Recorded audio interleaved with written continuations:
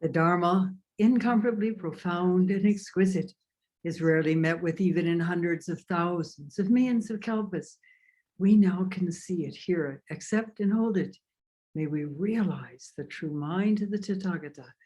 Realize is what we're after in our Zen practice. And for a little bit of inspiration, maybe I can share something from Albert Einstein.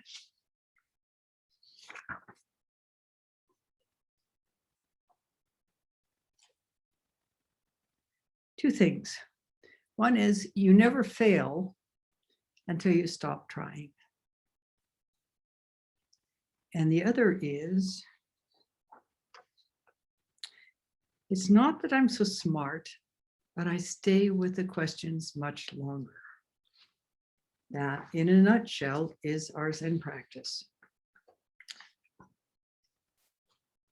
Today is the second day of this 7-day sesshin here at Mountain Gate in northern New Mexico on a wonderful, miraculously, again, rainy day.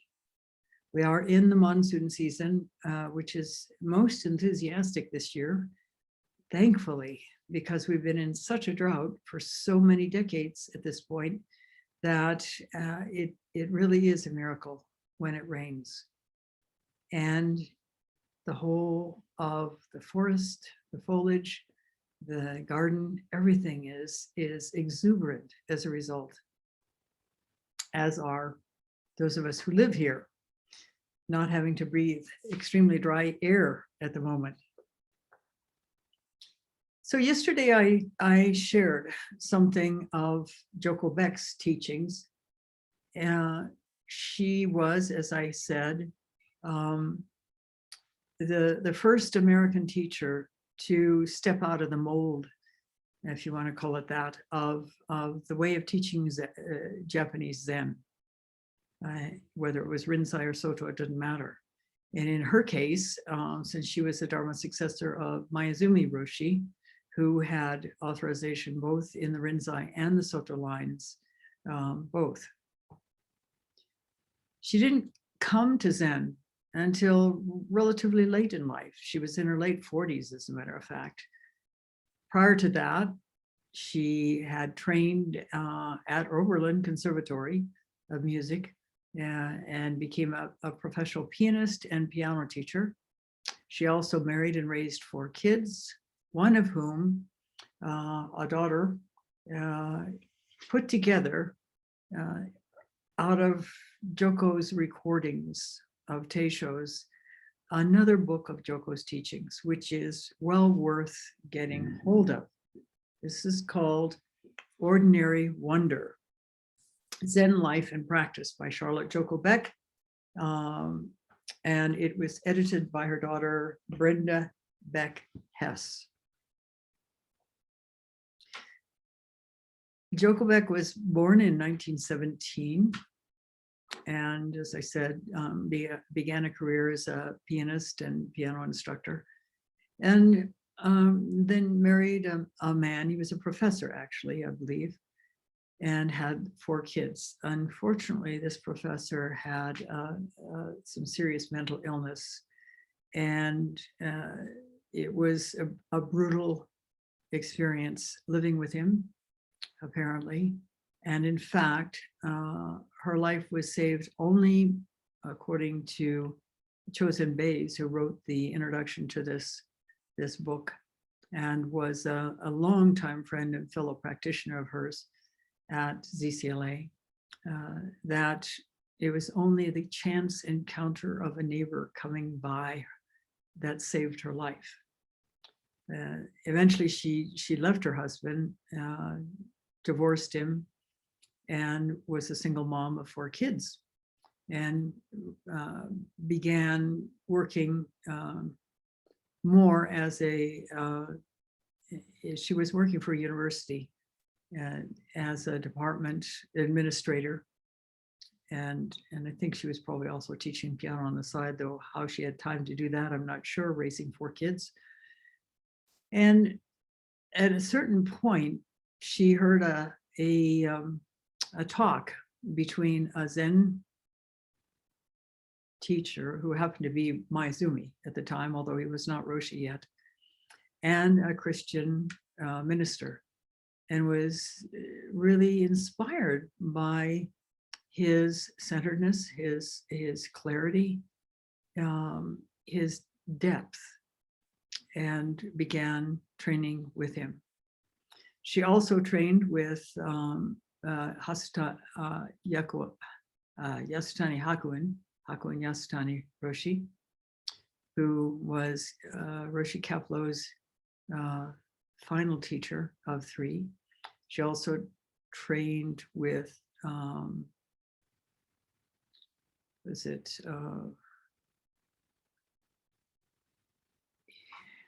have to do a little reference here.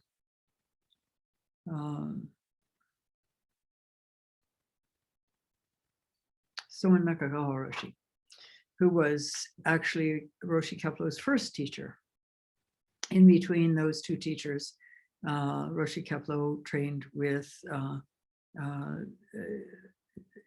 Harada Dayun Sokaku Roshi.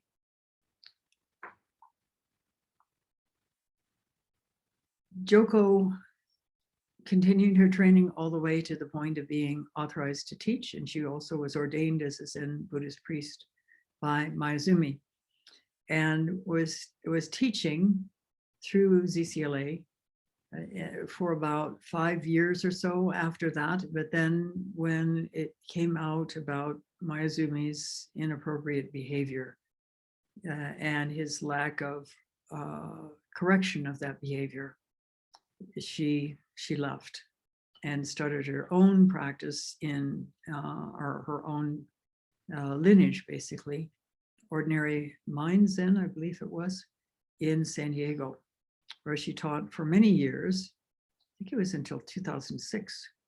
She was teaching into her 90s and moved eventually to Prescott, Arizona, to stay with one of her kids, and continued teaching there until shortly before she died in 2011. She was a wonderful, fresh face in American Zen. A very deep teacher, very practical teacher. And I'd like to share some more of her life and her teachings from this book, Ordinary Mind, or Ordinary Wonder, I should say.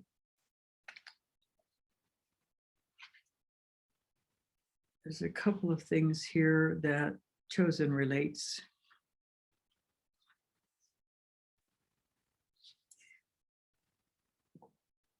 Once Joko began doing Zen training, she happened to be a close friend of a woman who developed cancer. And the woman who developed cancer had 8 kids and somehow still managed to do meditation, Zazen. In fact, it says she did her Zazen in the room where her washer and dryer was, because with 8 kids, that was the only kind of quiet space she had. And it was only for bits and pieces of time that she had that opportunity, which says something to us. And that is, we do not need to live in a monastery. We do not need to sit for hours and hours and hours and hours and hours every day. What is most important is the quality of our sitting. And that is a challenge, because Zen practice is not easy. We spoke yesterday about the effect of our growing up, our early childhood experiences, particularly adverse childhood experiences, and how we learn to survive by developing particular compensating habit patterns. And those usually stay with us until there's something that knocks them out. To continue about this friend with the 8 children who was dying of cancer, it says, Joko was inspired by her friend's devotion to practice, especially her ongoing commitment to caring for those around her, even during her last days. Joko felt that her friend's meditation practice was manifested in her refusal to take narcotics, so her mind would remain clear, even in her very peaceful death.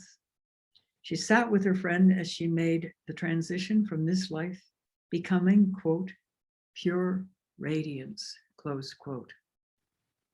Joko was deeply moved by this experience, walking along the beach for hours afterwards, aware that she had lost all fear of death, becoming pure radiance. I would use something like that term in describing my brother's death, who also chose not to take narcotics because he also wanted to be fully present with his dying. And he was. Not only was he fully present, but he was in a beautiful mind state. He felt that his life had been wonderful, that he had no regrets. And clearly he was fascinated by the process of dying. And his dying also was one in which he became what I would call pure radiance. Let us keep that in mind as we work through our stuff in our Zen practice, as we work through the results of those adverse childhood experiences, as we work to see, to open to the painful experience of in our body, because it cannot happen through thought. And Einstein basically said the same thing, although he wasn't speaking of adverse childhood experiences, that basically when see, I think there is another quote here, something about 99% or 99 times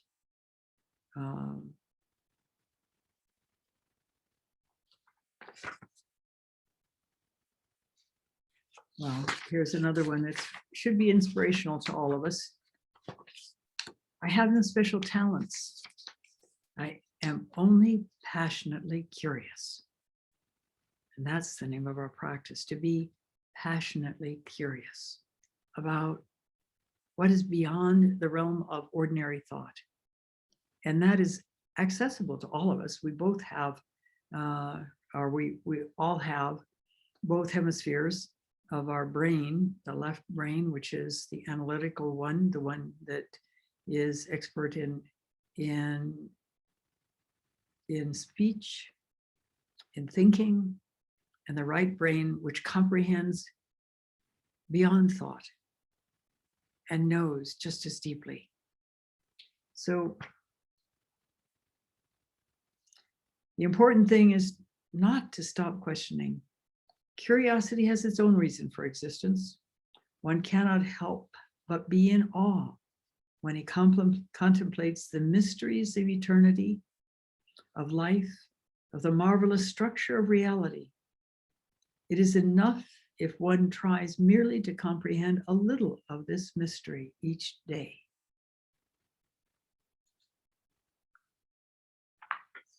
So let's share a little bit more about Joko's life and teaching. As you can imagine, having the life experience that she had, particularly being married to a person who apparently was quite brutal, brutal enough that her life was seriously in danger, not to mention those of her children most likely as well, because it usually runs as a package in families. And yet she came through that, and through Zen practice, through that innate curiosity she had as well, and became an extremely wise and effective teacher. Here's some more of what she has said.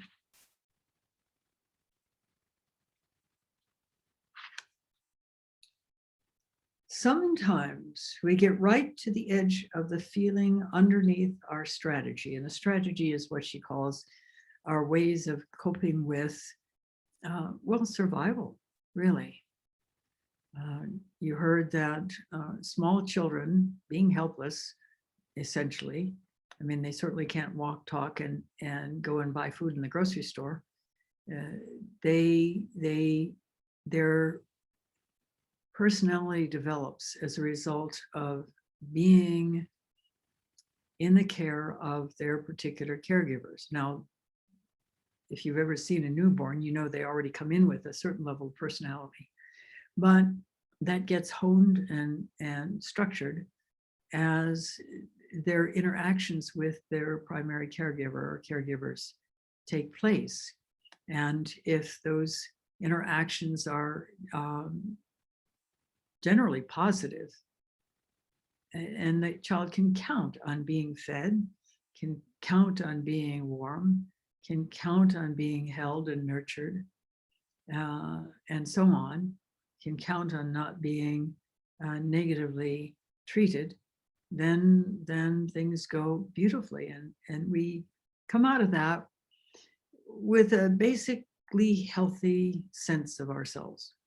But many people grow up with less than that optimal way of experiencing their early childhood. And if a parent has been distant, something's happened, and it could be for all kinds of reasons. I know that when we were living in Burma, my kids were 5 months old and 2.5 years old when we went to live in Burma.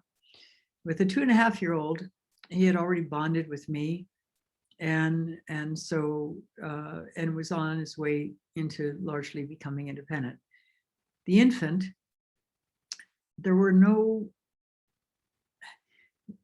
babysitters in Burma. We were in the diplomatic corps. We were required to go to any number of parties. They're usually 3 a night, by the way. It was rather intense. I could also say dreadful, in particular at that particular time in Burma, where it was the beginning of Ne Win's regime and the country was beginning to fall apart. And people who could were leaving in droves, and the rest of them, if they came to parties that Americans were there, they came only for the liquor. And I had literally seen people slide under the table drunk from that. It was quite something. And the other diplomatic corps folks were equally challenged. And there were any number of people who committed suicide. One American woman jumped out of the 3rd-story window of a hospital. A British man hung himself in his closet. And people became super alcoholic. And in fact, this is how we ended up in Mandalay, because the person who was supposed to have gone to the post, which was a single post, ended up very clearly alcoholic. He used to go through a case of scotch himself, all by himself, every week, and eventually died when he was 32 of a failing liver as a result. So it was a challenge, but we had to have somebody to take care of the children. And the classic thing in former British colony was a former British nanny. And they were well-trained British nannies. They were not British, they were Burmese, or actually most of the ones that were said to be superior were Karen, which was a subgroup of people, the Karen people living in Burma. Some of them spoke English, many of them spoke English. At any rate, after some trial and error, the first nanny we had, who was a lovely, lovely elderly woman, very sweet, turned out to test positive for TB. So we could not retain her. And actually she managed to transmit it to my younger son. Then we finally, after another attempt, we finally reach the woman who would be taking care of the kids the whole rest of the time we were there, almost 3 years, named Elsie.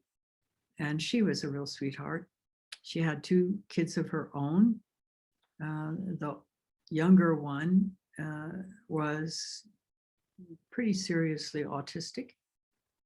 And the Burmese had their own way of identifying that and dealing with it. They felt that these people were very special people who were allowed to come into this world from the kingdom in another, they didn't say another planet, but another realm, let's put it that way, that they lived, and they were allowed to come down for some segment of time, 5, 10, possibly 15 years.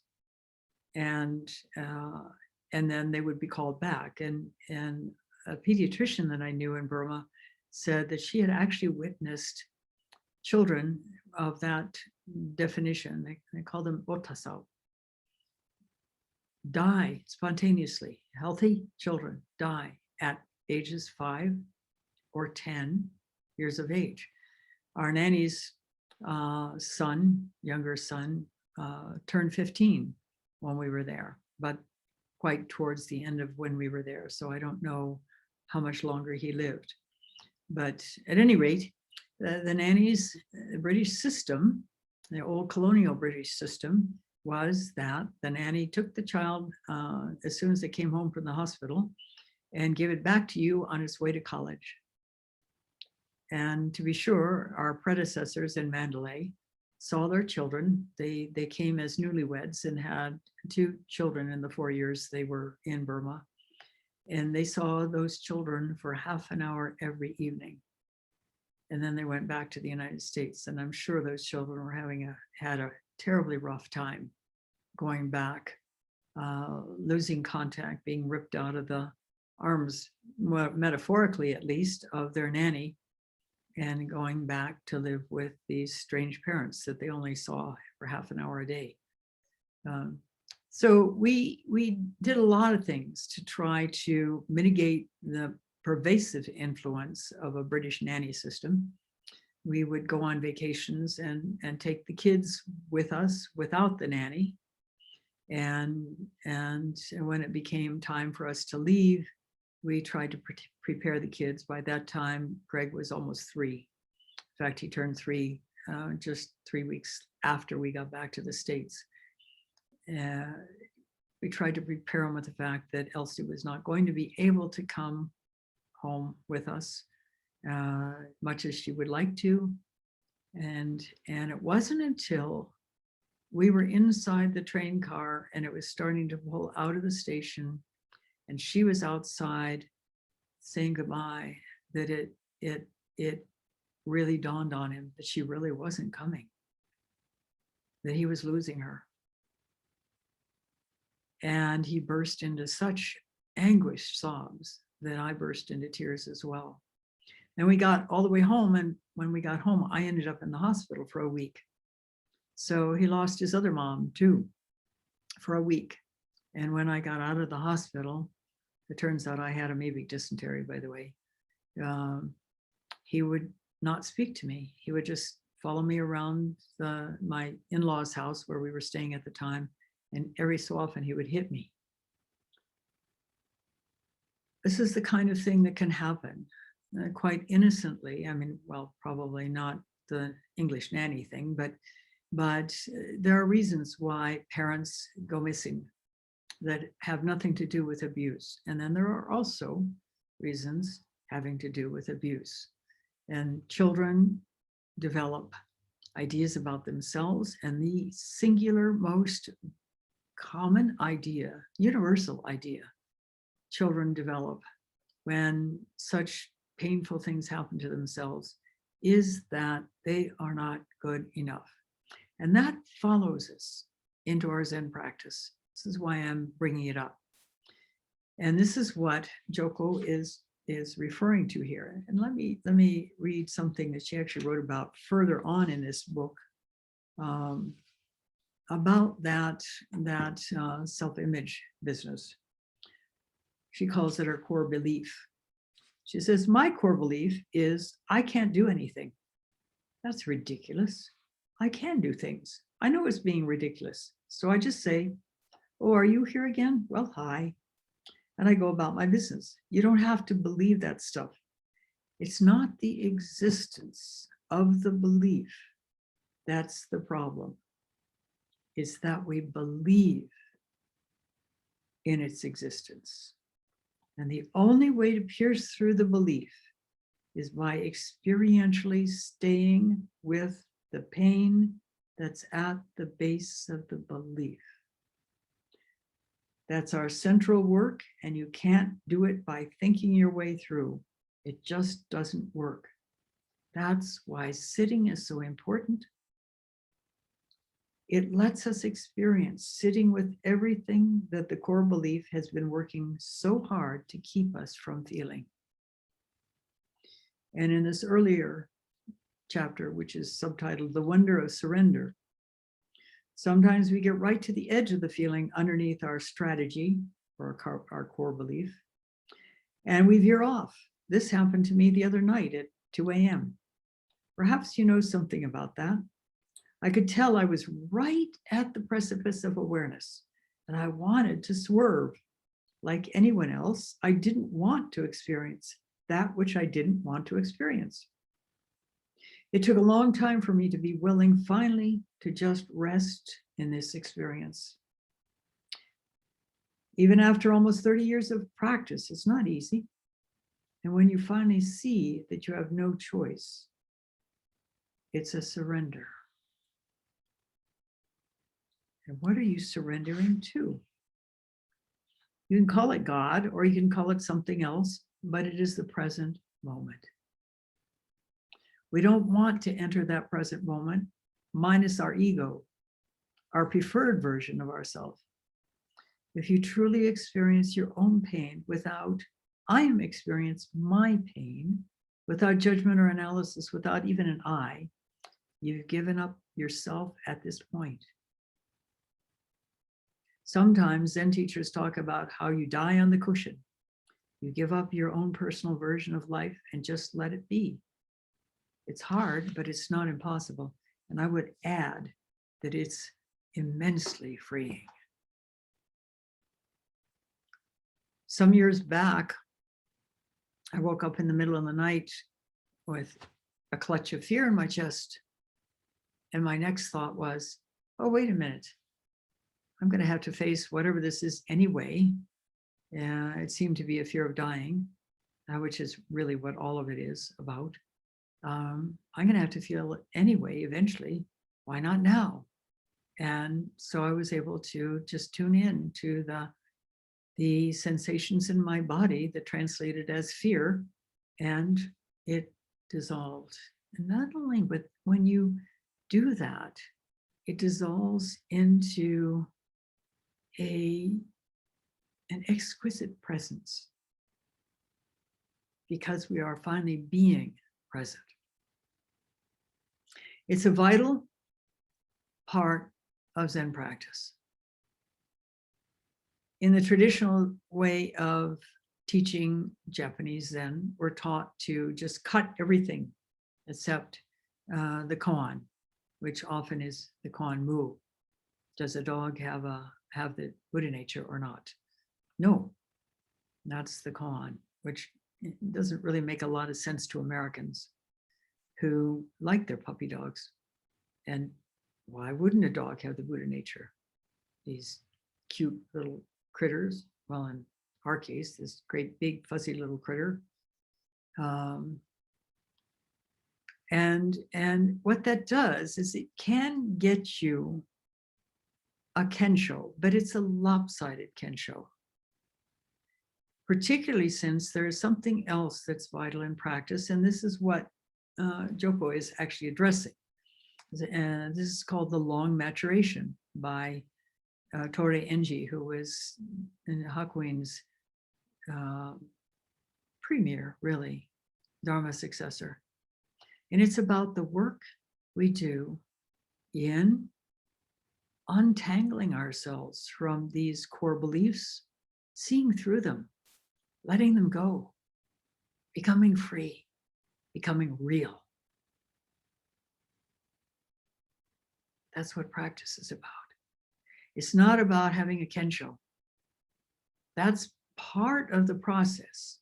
We work towards the understanding that manifests as a kensho or a satori, and hopefully many of them, because these days in particular, most people only have a very shallow kensho experience. We also have all this amazing and amazingly fruitful and amazingly wonderful, actually, when we step out of ourselves and let go of our judgment and our fear. It's incredible work. It's the most beautiful, most freeing, most important work a human being can do in a life. And our practice gives us the tools with which to do this. And then the rest is up to us. With this extended out breath, the Susokan is called in Japanese. That is a very effective tool to cutting through in the most effective, positive way to the core of practice. It lets go much more easily all the extraneous yada yada stuff that covers over what we're trying to open to. It helps us focus deeply on the present moment. And of course, through that lack of cover, things begin to leak up that we have stuffed under the carpet, which offers us this incredible opportunity to embody them, to feel the pain or the anguish or the anger or whatever it is. And it's often quite a few complex feelings. And in allowing ourselves to be truly present, and often this takes multiple attempts. And then little by little, we become free of those dysfunctional compensations. And we're able more and more to move with openness, with honesty, with clarity, with ethical behavior through the rest of our life. It's an ongoing process. From my perspective, I expect to be doing it for lifetimes. And how wonderful to have come upon this practice and to be able to do it to the degree possible. So each of us has our own adventure ahead. And like Einstein, don't stop questioning. Don't stop being curious. Open to possibility. You'll be amazed. You'll be amazed. And yes, there will be difficult times, but there are also, once we are willing to let ourselves experience the sensations in our body that go along with those difficult times. In the midst of those difficult times, there is freedom and joy and peace. And it's there for you. Just have to do the work. So I think that's enough for today. Thank you, Joko Beck, for inspiring us, for breaking that mold and teaching out of her own experience and offering us the same. So thank you for listening. We'll stop now and recite the 4 vows.